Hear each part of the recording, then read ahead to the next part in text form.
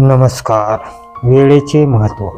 बाबांनी परमेश्वरी कृपा संपादन केल्यावर सुद्धा त्यांच्या घरची मंडळी हिंदू धर्मात असलेली सर्व देवांना मानत होती, त्यांची पूजा करीत होती, सर्व सण साजरे करीत होती.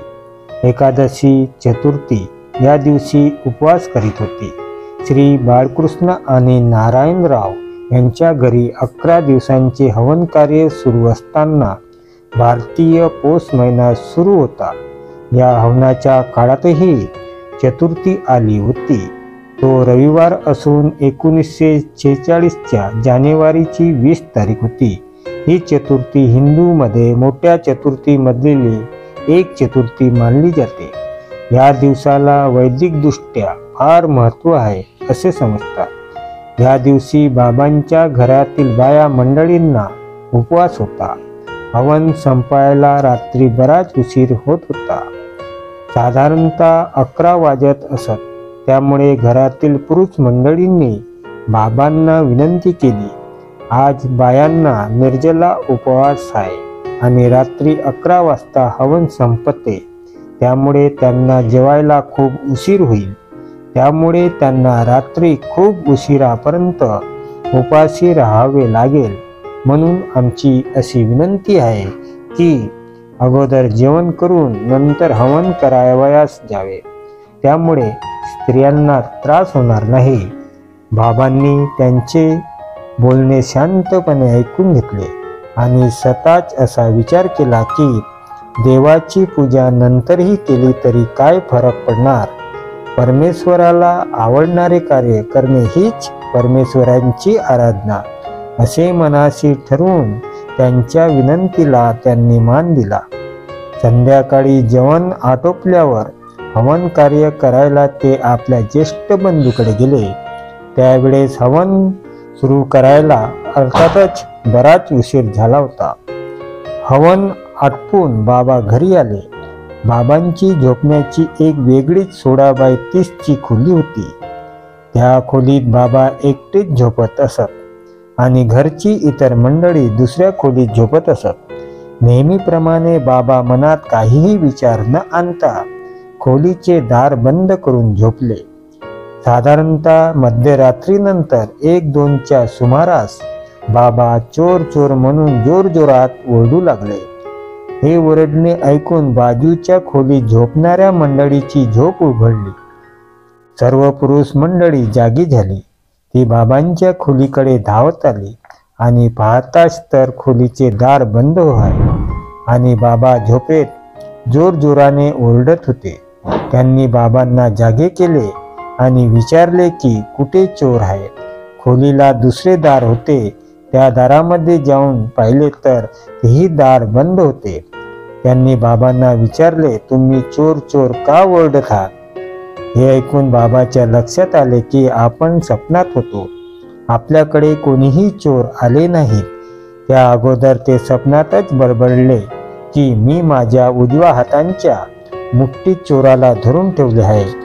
ती मूठ घट्ट धरलेली असून पोटावर आहे. तो पडण्याची धडपड करतो आहे. ते पाहत असतानाच त्यांच्या घरच्या मंडळींचा आवाज आला आणि ते जागे होऊन उठून बसले. त्यांनी संपूर्ण खोलीच्या चोहीकडे पाहिले. त्यांना त्यांच्या घरची मंडळी उभी असलेली दिसली. शिवाय त्यांना काही दिसले नाही. ते त्यांना सांगू लागले की माझ्या अंगाशी खूप वानर भिडले होते. मी जिकडे करवट बदलत होतो तिकडे ते माझ्या शरीराने दाबले जात होते. त्यातील एक वानर जो मुख्य वाटत होता तो माझ्या पोटावर बसला होता. ते सर्व माझ्या अंगाशी खेळून पडण्याच्या तयारीत होते.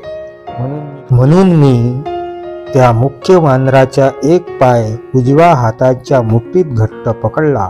तो पडण्याची खूप धडपड करीत होता. मला असे वाटले की हाच बाबा हनुमानजी आहे आणि तो मला सोडून जात आहे.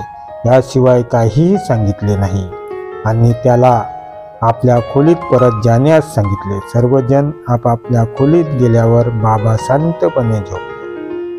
दुसऱ्या दिवशी बाबांनी घरच्या सर्व मंडळींना एकत्र जमविले आणि नंतर त्यांना रात्री घडलेल्या घडामोडीबद्दल सविस्तर सांगण्यास सुरुवात केली.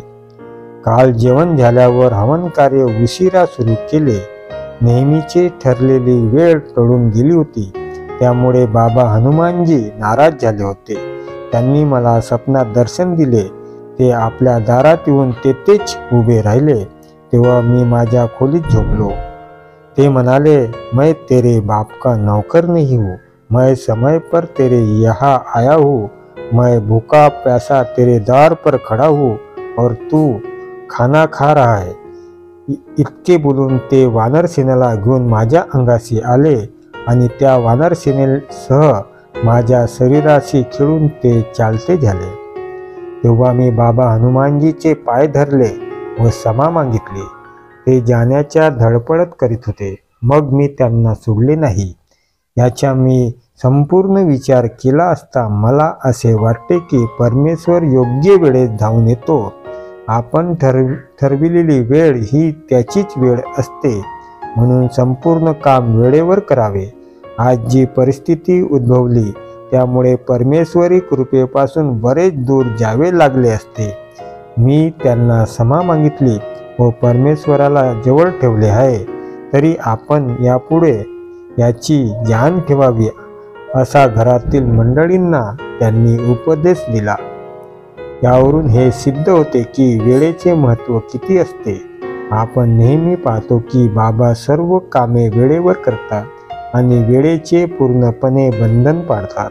आपणही यापासून वेळेचे बंधन पाळण्याचे व्रत घेऊया. नमस्कार.